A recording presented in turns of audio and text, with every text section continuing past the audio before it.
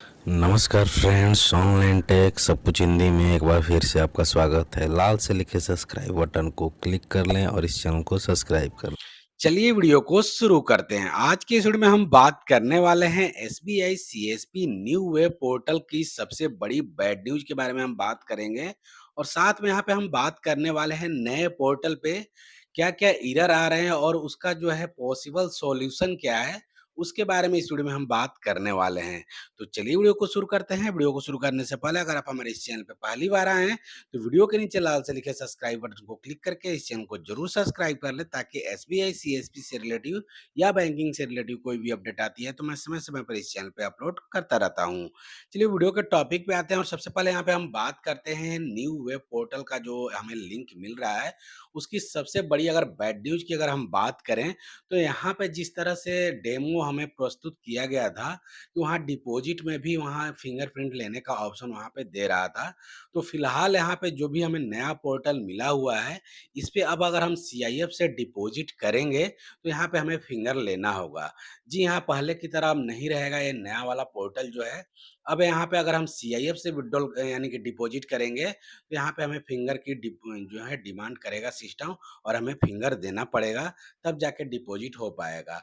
यहाँ पे नुकसान हमारा ये होगा कि कोई भी अदर पर्सन आता था 20,000 से अधिक लेकर के पैसा और उसका पासबुक लेकर के, तो यहाँ पे हम ईज़िली जो है उनका जो है 50,000 तक का जो है डिपॉज़िट ले लेते थे। लेकिन अब ऐसा नहीं होगा, केवल मनी ट्रांसफ़र से ही जो पैसा जाएगा, वो जाएगा, बाकी सीआईएफ से विदाउट फिंगर अब पैसा डिपॉज़िट नहीं हो पाएगा। चलिए अगले टॉपिक की ओर बढ़ते हैं और यहाँ पे हम बात करते हैं कि नया वाले पोर्टल पे कुछ यहाँ पे एरर आ रहे हैं, उसको हम कैसे समाधान कर सकते हैं, ज़्यादा से ज़्यादा जो आपका प्रॉब्लम है सॉल्व हो पाए।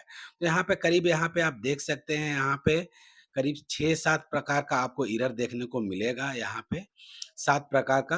तो यहाँ 7 प्रकार में एरर में सबसे पहले मैं बता देना चाहता हूँ, जो पहले था कि अगर कोई ट्रांज़ैक्शन फँसता था तो यहाँ पे हम जाकर के टाइम आउट इंक्वायरी में जाके इंक्वायरी करके उसको वहाँ पे सक्सेस या फेल करते थे। तो नए वाले पोर्टल पे अब वैसा कुछ नहीं करना है। अगर कोई आपका ट्रांज़ैक्शन फँस जाता है, तो नए वाले पोर्टल में जो ट्रांज़ैक्शन हिस्ट्री का ऑप्शन मिला हुआ है, उसमें जाकर के आपको इंक्वायरी करना है और वहाँ से आपको जो है उस ट्रांज़ैक्शन को क्लियर करना है, ना कि टाइम आउट इंक्वायरी में जाके आपको कुछ करना है।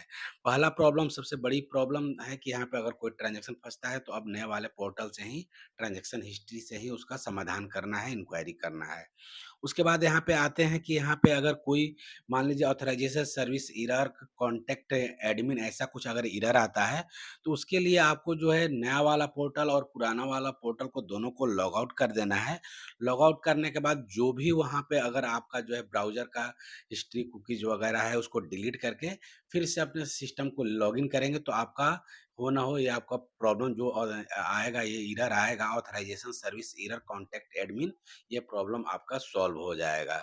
उसके बाद अगला एरर है फिंगरप्रिंट डाटा नॉट अवेलेबल और फॉर द कस्टमर। तो यहाँ पे उन्हीं कस्टमर के 2 कस्टमर के लिए आएँगे ये जो ये एरर है। जो ई-केवाईसी से खाता खोला गया है उन लोगों के लिए ये एरर आएगा। अगर उनका जो है सीआईएफ से विथड्रॉल करने की अगर आप कोशिश करेंगे, तो वहाँ पे एरर आएगा fingerprint data not available for the customer. उसका जो है उन कस्टमर का जो है एईपीएस से आपको ट्रांज़ैक्शन करना पड़ेगा, आधार से आपको ट्रांज़ैक्शन करना पड़ेगा। उसके बाद यहाँ पे आएगा no customer record from the given CIF number. तो यहाँ पे आपको चेक कर लेना है कि यहाँ पे सीआईएफ करेक्ट है। अगर करेक्ट है तो यहाँ पे आपको जो है ये नॉन एफआई कस्टमर है, यानी कि ये जो है खाता जो है लिंक ब्रांच का है, उन लोग का यहाँ पे शो करेगा no customer record found the given CIF number.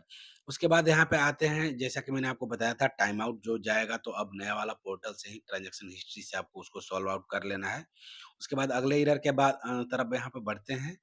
यहाँ पे अगर अगला एरर देखें तो यहाँ पे अगर आपको सेशन इनवैलिड का आएगा। सेशन इनवैलिड, अगर आप कोई भी ट्रांज़ैक्शन वगैरह कर रहे हैं, सेशन इनवैलिड आ रहा है या लॉगिन कर रहे हैं, तो यहाँ पे दे रहा है कि यहाँ पे जो भी आपने एप्लीकेशन को लॉगिन किया है, उसको सेम टाइम में लॉगिन करना है। होता क्या है कि मान लीजिए आप बहुत लोग क्या करते हैं कि नए वाले पोर्टल को लॉगिन कर लेते हैं, पुराने वाला पोर्टल को क्लोज़ कर देते हैं। तो ऐसे में आपको जो है सेशन इनवैलिड का जो है एरर देखने को मिलेगा। तो यहाँ पे आपको दोनों पोर्टल को लॉगिन ही रखना है, तभी जाके आपका वर्क कर पाएगा। उसके बाद अगला एरर के बाद देखते हैं तो unable to process due to technical error, time out, please try again later. तो यहाँ पे अगर आपका इस तरह से क आएगा, अगर मान लीजिए एरर, तो आपको जो है दोनों पोर्टल को यहाँ पे लॉग आउट करके हिस्ट्री कुकीज़ को यहाँ पे क्लियर करके उसके बाद यहाँ पे आपको जो है एक तरह से लॉगिन करेंगे तो आपका अधिकतर जो प्रॉब्लम है वो सॉल्व हो जाएगा।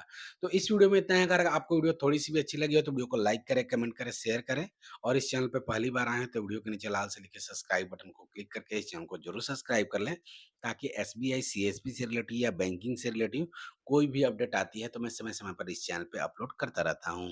तब तक के लिए थैंक यू, धन्यवाद। मिलते हैं आपको नेक्स्ट वीडियो में इसी तरह के महत्वपूर्ण अपडेट के साथ।